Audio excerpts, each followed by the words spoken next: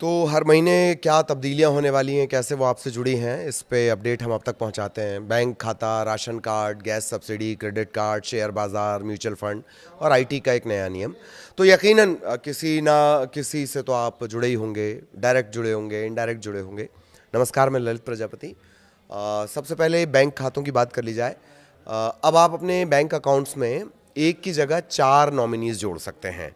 ये एक नई फैसिलिटी आपको मिलने वाली है। 4 नॉमिनी जोड़ पाएंगे और ये भी तय कर दिया गया है कि 4 नॉमिनी में से किसे आप कितना हिस्सा देंगे।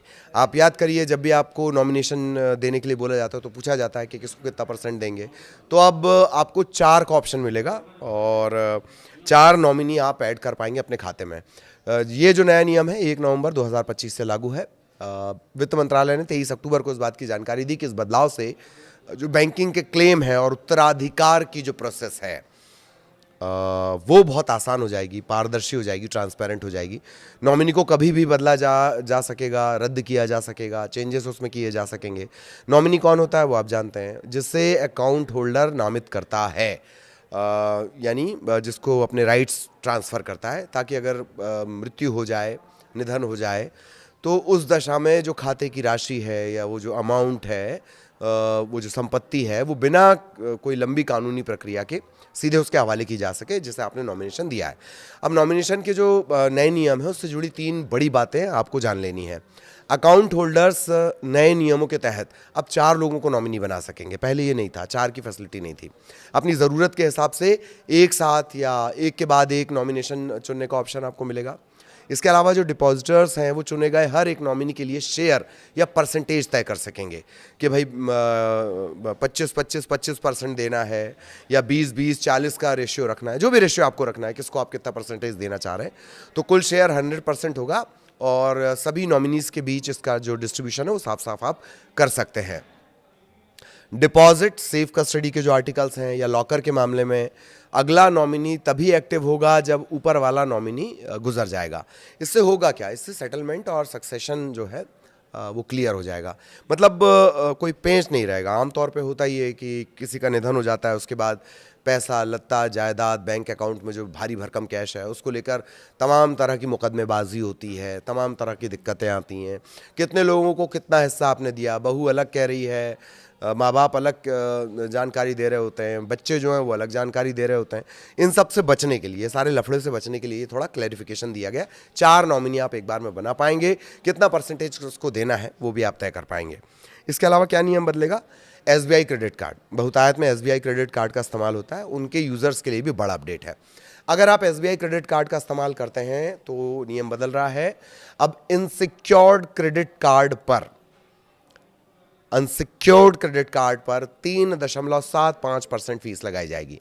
इसके अलावा अगर आप, बहुत सारे लोग करते हैं, जैसे क्रेड हो गया, चेक्यू हो गया, मोबीक्विक हो गया, इस तरह के जो थर्ड पार्टी ऐप्स हैं, इनके ज़रिए आप स्कूल या कॉलेज की फ़ीस चुकाते हैं तो आपको 1% अतिरिक्त फ़ीस इसमें और देनी होगी। 1% एक्स्ट्रा चार्ज लगेगा। अभी भी सर्विस चार्ज लगता है जब आप क्रेड वगैरह से या मोबीक्विक से या थर्ड पार्टी ऐप जो भी होते हैं उनसे जब आप पेमेंट करते हैं तो कुछ परसेंटेज लगता है, तो अब वो 1% देना होगा ये नए नियम के हिसाब से। अगर पेमेंट सीधे स्कूल की वेबसाइट पर करना है या उसकी पीओएस मशीन पे किया जाता है, आप स्कूल जाइए, पीओएस मशीन आप समझ रहे हैं जिस पे आप कार्ड स्वाइप करते हैं या उससे टच करते हैं, पॉइंट ऑन सेल इसे कहा जाता है। तो पीओएस मशीन से अगर आप करेंगे तो कोई अतिरिक्त चार्ज, एक्स्ट्रा चार्जेस नहीं लगेंगे। 1,000 रुपये से ज़्यादा पैसे वॉलेट में लोड करने पर भी 1% आपको टैक्स देना पड़ेगा, जबकि कार्ड से चेक भुगतान करने पर 200 रुपये का टैक्स आपको देना होगा, ये शुल्क होगा। तो अगर आप क्रेडिट कार्ड यूज़ करते हैं वो भी एसबीआई का, तो ये नए नियम जो अभी हमने आपको बताए हैं। बैंकिंग सेक्टर में भी बदलाव हो रहा है, नॉमिनी का हमने आपको बता ही दिया। इसके अलावा कुछ और बदलाव भी होने हैं। पब्लिक सेक्टर के बैंकों को कई नए अधिकार दिए जा रहे हैं, अथॉरिटी दी जा रही है। इनमें अब पीएसबी, पब्लिक सर्विस बैंक जो होते हैं, अपने उन शेयर, ब्याज, बॉन्ड, रिडम्पशन की जो रकम है उससे रकम को investor education and protection fund में ट्रांसफ़र कर सकेंगे। जिनका कोई दावेदार नहीं है उनकी रकम ट्रांसफ़र हो सकेगी। इसके अलावा सब्सटेंशियल इंटरेस्ट लिमिट को 1968 के बाद पहली बार 5 लाख रुपए से बढ़ाकर 2 करोड़ रुपए कर दिया गया। कोऑपरेटिव बैंकों में जो डायरेक्टर्स हैं, चेयरपर्सन और पूर्णकालिक डायरेक्टर, उसे छोड़कर इनका जो कार्यकाल है वो 8 से बढ़ाकर अब 10 साल कर दिया गया है। ये एक बड़ा बदलाव है। ठीक, लेकिन सिर्फ इतना ही नहीं बदल रहा है, इसके बारे में तो बहुत सारे लोगों ने आपको जानकारी दी है। 1 नवंबर से राशन कार्ड, गैस सिलेंडर, इससे जुड़े मोटा मोटी 4 नए नियम लागू किए जाने हैं। ये जो नियम होंगे आम जनता, खासकर गरीब और मध्यम वर्ग के लिए बहुत अहम होने वाले हैं। इन बदलाव से लाखों परिवारों के जो घरेलू बजट है उस पर सीधे असर पड़ेगा। क्यों असर पड़ेगा? अगर राशन कार्ड की बात कर ली जाए, हम बोलते हैं ना one nation one ration, one nation one ration के जो हितग्राही हैं वही 80 करोड़ के आसपास हैं, तो लार्जर पैमाने पर इसका असर पड़ेगा। तो नियमों का जो मकसद है वो ये है कि सरकारी मदद को थोड़ा पारदर्शी बनाना, ट्रांसपेरेंट बनाना और असरदार यानी इफेक्टिव बनाना। सरकार चाहती है कि योजना का लाभ जो है वो असल हकदारों तक पहुंचना चाहिए। इसीलिए राशन और रसोई गैस की जो वितरण की पॉलिसी है उसमें कुछ चेंजेस किए गए हैं। 1 नवंबर के बाद जो राशन कार्ड धारक हैं और गैस सिलेंडर के उपभोक्ता हैं उनसे जुड़े बदलाव लागू होने जा रहे हैं। राशन कार्ड का वेरिफिकेशन अब अनिवार्य हो जाएगा और गैस सिलेंडर सब्सिडी के लिए भी नए नियम है। आधार कार्ड की अनिवार्यता कंपलसरी। राशन पोर्टेबिलिटी सुविधा में सुधार किया जा रहा है। इन नियमों का असर क्या होगा इसके बारे में जान लीजिए। सभी को अपने राशन कार्ड का वेरिफिकेशन कराना जरूरी होगा और जिसका राशन कार्ड का वेरिफिकेशन नहीं होगा उसका कार्ड रद्द भी हो सकता है, मतलब फिर आपको लाभ नहीं मिलेगा। लोकसभा में ये जानकारी दी गई है कि सरकार गलत लाभार्थियों को हटाने के लिए, जो फर्जीवाड़ा कर रहे हैं उनको हटाने के लिए एक अभियान चलाया जा रहा है। लोगों को आधार कार्ड, पता, मोबाइल नंबर, ये तमाम चीज़ें अपडेट करना बहुत ज़रूरी हो जाएगा। गैस सिलेंडर सब्सिडी के लिए क्या करना है, जो नियम बदले हैं, लाभार्थियों को अब सब्सिडी का लाभ उन्हीं को मिलेगा जिनके बैंक खाते आधार से लिंक हैं। अगर आपका आधार और बैंक खाता लिंक नहीं है तो आपकी सब्सिडी रोकी जाएगी। सरकार जो सब्सिडी देती है कुछ सिलेंडर के बाद वो रोकी जा सकती है। सरकार का कहना यह है कि डिजिटल लिंकिंग से भ्रष्टाचार रोका जा सकेगा। आधार कार्ड की अनिवार्यता सरकार ने कर दी है। गैस सिलेंडर, राशन कार्ड, इनके लिए कंपलसरी कर दिया गया। राशन दुकान पर भी आधार के बिना राशन नहीं मिलेगा। राशन पे आप जाते हैं, वो बता देता है जो भी आपको सामान मिलना है, वहाँ पर भी आपको आधार दिखाना होगा। गैस एजेंसियों से एलपीजी सिलेंडर वितरण के नियम में भी सख्ती बरतने के लिए कहा गया है। राशन पोर्टेबिलिटी सुविधा में भी सुधार हो रहा है। पोर्टेबिलिटी सुविधा मतलब जो डिस्ट्रीब्यूशन सिस्टम होता है उसमें सुधार हो रहा है। One nation one ration card योजना के तहत अब देश के किसी भी हिस्से में जाकर राशन लिया जा सकता है, ये फैसिलिटी लागू है।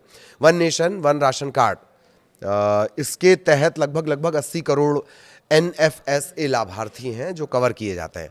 भारत में राशन कार्ड धारकों की कुल संख्या का एक बड़ा हिस्सा है ये। सभी राज्यों और केंद्र शासित प्रदेशों में अब इस योजना को पूरी तरह से लागू भी कर दिया गया।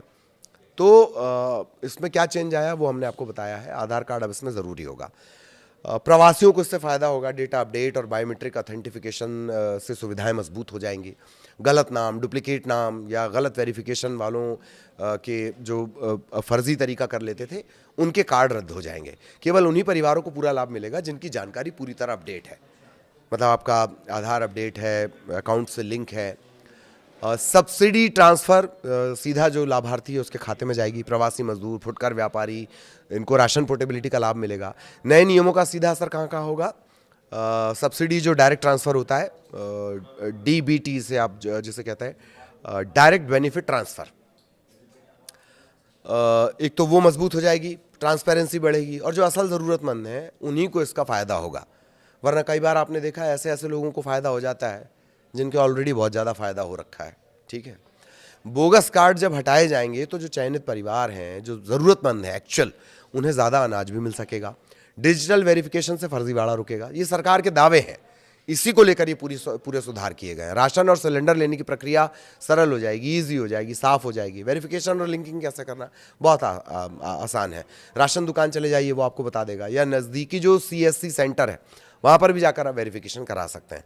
आधार, मोबाइल और बैंक की जानकारी आपको अपडेट रखना है और जैसे ही सरकार की तरफ से कोई गाइडलाइंस आते हैं आपको तुरंत आवेदन करना है। ध्यान क्या रखना है आपको, सरकार समय समय पर ना नोटिस जारी करती है, उस पर आपको नज़र रखना है, मतलब जानकारी देती है उस पर नज़र रखना है। दस्तावेज तैयार रखने ताकि कोई भी स्कीम जिसके अंतर्गत आप आते हैं वो छूटनी नहीं चाहिए। तो 1 नवंबर को जो बदलाव होंगे उससे आम जनता को फायदा होगी। सुविधा डिजिटल हो जाएगी, लाइन में घंटों नहीं लगना पड़ेगा, असली हकदार को लाभ मिलेगा। गरीब, मजदूर, किसान, इनकी परेशानियां कम होंगी।